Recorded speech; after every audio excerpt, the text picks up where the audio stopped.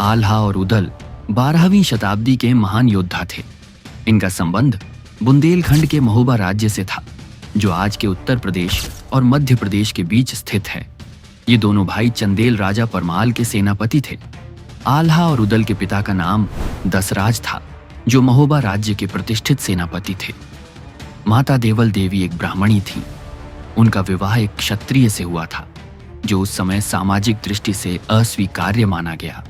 लेकिन यह मिलन दो महान आत्माओं का था। दसराज की मृत्यु राजा परमाल के ही एक मंत्री महल की चालबाजी से हुई।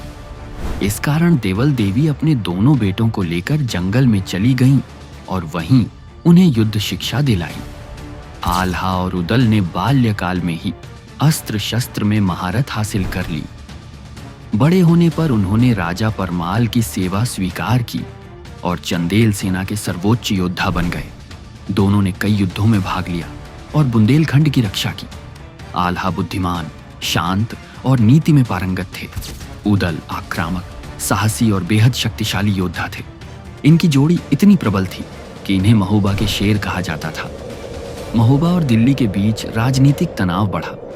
दिल्ली के राजा पृथ्वीराज चौहान ने महोबा पर आक्रमण कर दिया। इस युद्ध में आल्हा, उदल और उनके अन्य साथी जैसे बछराज, ब्रह्मा, मलखान आदि ने वीरता से लड़ाई की।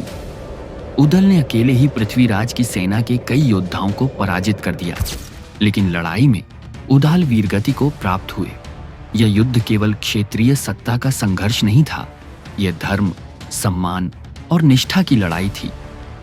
ऐसे ही इतिहास से जुड़े तथ्य को देखने तथा समझने के लिए हमारे चैनल को सब्सक्राइब करें।